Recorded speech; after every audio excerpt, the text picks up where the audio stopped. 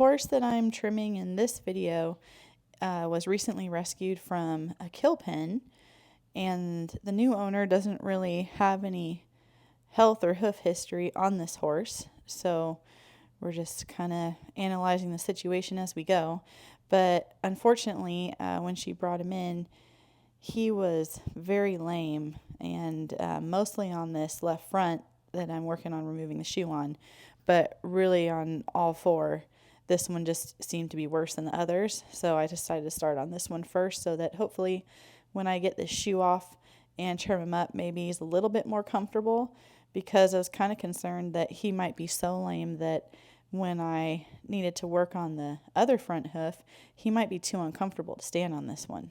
So that's why I thought I'd go to work on this one first. And these shoes that he had on, I mean, from the growth that he has, it looks like the shoes have been on for a really long time, but there wasn't actually much wear on the shoes, and they were still on there pretty tight. Like, none of the nail holes were wallered out or anything like that. So just a few interesting pieces of information. So definitely on this horse, one of the first things I'm going to do is start nipping that wall off, once I get the hoof cleaned out pretty well. I was kind of checking right there to see how deep the collateral grooves were on each side, because one side of his wall appeared to be much higher than the other. So by cleaning out those collateral grooves, it kind of gives me an idea of where the coffin bone is sitting mediolaterally, and I wanted to make sure I kind of had a good feel for where the bone might be before I started taking large amounts of material off of that hoof wall. So doing my first nip, and I'm going to rasp a little bit here and kind of get my bearings a little bit more, because the toe is still really long.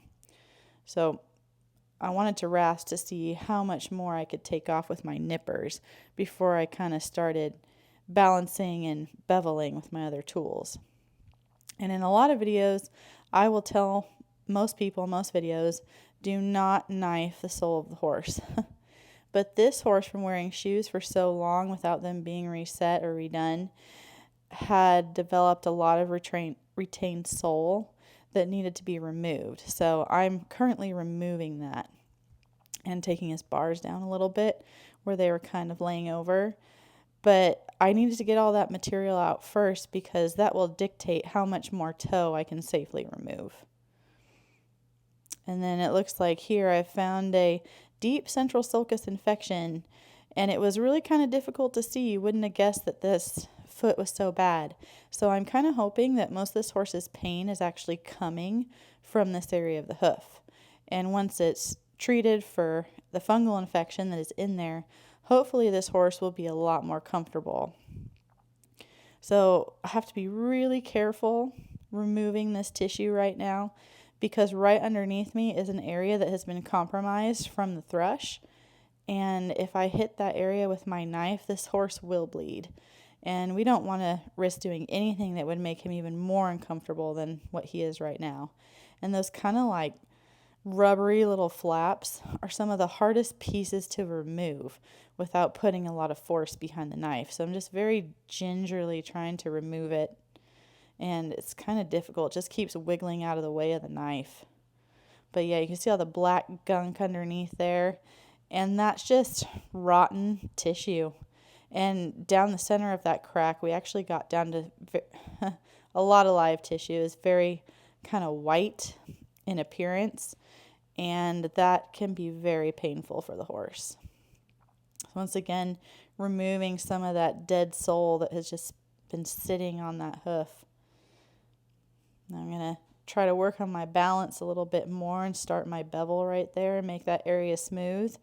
And a lot of the times I will not do a trim this big on a horse that's coming out of shoes, because it's a huge change. Like, the horse is going to have a huge angle change, and that can cause a lot of discomfort, because the body's going to be in a different resting stance. The horse is going to be moving differently.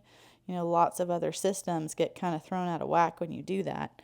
But this horse has experienced so much dysfunction from the way his feet were that I thought it was best just to give him a really solid trim right away and try to bring him out of as much dysfunction as possible as fast as we could. So finishing up on this hoof, just kind of want to finish up that bevel, make it kind of smooth. And for sure, like normally I wait to the end to treat for thrush, but this horse was so sore, I thought I'd treat him and hopefully he'd stand comfortably for the other feet then. I would have liked to have worked on this horse's other front foot before moving on to the hinds, but he was so uncomfortable. I wanted to give him time to relax into that trimmed hoof that I gave him in the left front, so I thought I'd move on to the hinds anyway. And I really like rasping clinches off like this. I don't like pounding on these horses any more than I have to. It does make a really terrible sound though. It's kind of like a nails on the chalkboard sound. Really hurts your ears, so I always apologize to everybody before I start doing that. Now that those clinches are rasped off, take those pull-offs and start trying to remove this shoe. And this was like the other front shoe where it was on pretty tight. Like I was pretty impressed as far as that goes. Get that shoe off without torquing that leg too much. Just kind of trying to brush some of that debris off there so we can get a good look at the hoof. Once again, tons of sole just peeling off there. And it's so loose, I'm able to pick some of it off just using my hoof pick. Just scraping right off, really soft and chalky material. And I just wanted to put my pick there to show how long that hoof wall is. It's about 1 inch long, which is really substantial. So now I'm going to take my nippers and start removing hoof wall. And I may even have to do a couple passes on this hoof because it's just so long. There's so much material there. So this is nipper round number 1, working my way all the way across the foot, except for back by the heel area. His heels were not as long, so it's going to do more detailed work back there with my rasp. Yep, nipper round number 2. I'll probably do a vertical nip as well to try to collect that foot up without removing excess height from the bottom. But yeah, lots of material on this horse's hooves. Could kind of see that it was creating like a rocked back stance for him. He was carrying all 4 feet very far underneath his body, and he didn't really have a comfortable hoof to stand on, which in turn was straining his tendons. It was just a real mess. So I'm hoping that this trim helps him and that there isn't a more insidious underlying issue that is causing his lameness. This is probably my favorite part of the trim. I love it when I get to remove big chunks of sole and laid over bar and frog, and just is very satisfying when you start with an overgrown, misshapen hoof and get to remove all that tissue in one go, all that dead tissue of all those structures.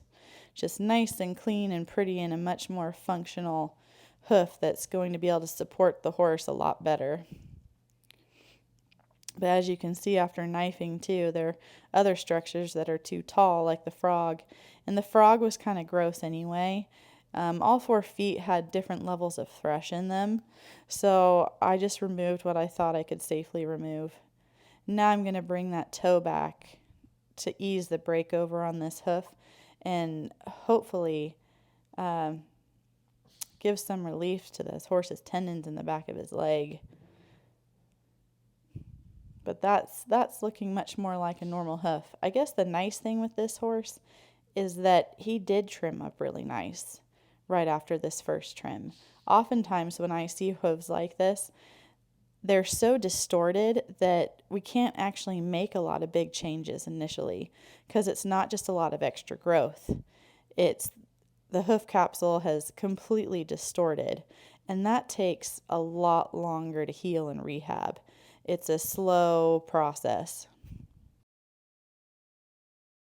So now that I have that hoof forward on the stand, I'm just going to smooth out all the rough edges and try to make a smooth bevel, taking note of the lateral flare, but not trying to get too crazy with this first trim. I think the long toes were the main issue for this horse, so that's where my primary focus has been, to try to bring him out of dysfunction with this first trim. So that's a lot better, a lot smoother, toes a lot shorter, and yeah, I like that. Moving on to the right hind for this horse. It's again rasping off those clinches so that the shoe's easier to remove, and I don't put a lot of stress on that horse's leg while trying to remove the shoe. It takes a little bit of elbow grease, especially if the clinches are sticking up and out. And the noise, I think, as I said previously, is pretty horrendous. Not something that most people enjoy hearing, but I found it's one of the nicest methods for the horse, one of the easiest on them, and actually one of the easiest methods on me. Now I've got my pull-offs out. I'm going to start removing this shoe. If a shoe is on really tight, I would take another tool and I would remove each nail individually, or if that horse had side clips on that shoe too. It's a lot easier on me, a lot easier on the horse, but these shoes weren't too terribly hard to remove. This was probably the most difficult one. Hinds are always a little bit more difficult than fronts. You can't get as much leverage without holding the hoof in your lap, which sometimes I will do, but thought that would be too much for this horse in this video. Now that I have the shoe off, it's pretty easy to see that this one is just as overgrown as the other two have been. Lots of sole coming off, lots of chalky dead material in there, and a super duper long toe. I'm going to do another big nip around all the way around to try to remove the bulk of that material. I can't remember if I did 2 passes on this horse or not. And thankfully, as I was working around this horse, I didn't find any hooves that had the super deep central sulcus infection that we found on that horse's left front initially. So I'm really hoping that that's one of the primary causes of the horse's lameness in that front hoof. And the only other thing that I could think it would be that would cause that much discomfort with the shape his hooves are in is maybe something like navicular, which is definitely something we hope is not going on with this horse. So here we are doing nip around number 2 to try to remove more of that toe. And this horse, he was so good through this whole process because it took probably twice as long to trim him as it would for me to trim another horse that was getting just a maintenance trim. And, you know, he's sore and he's trying his best to stand for me. And throughout this process, I did give him a few breaks. If I felt he needed his hoof back and he'd been standing for a while, I'd give it back to him for a minute or so, let his muscles relax a little bit.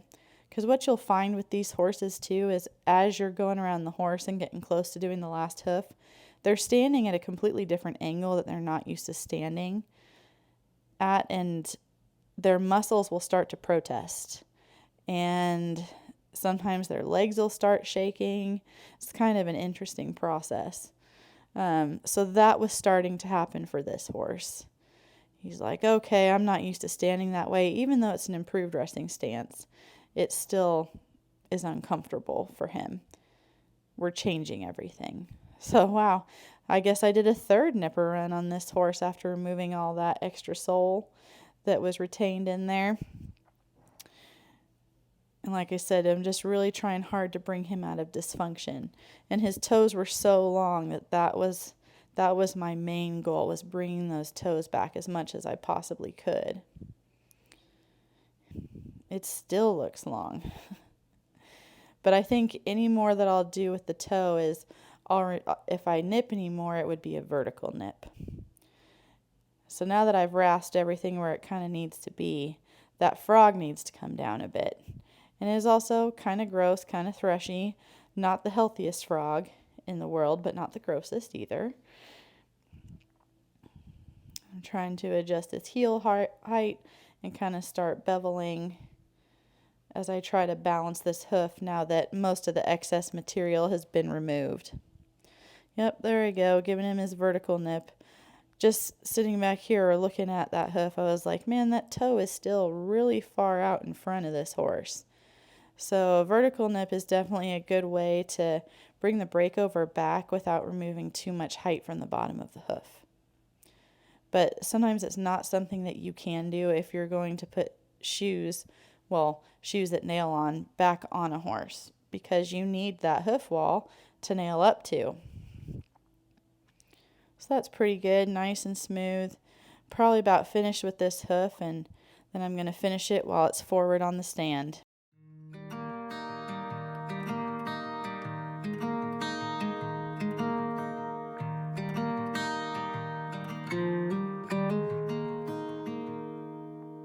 Walk with me.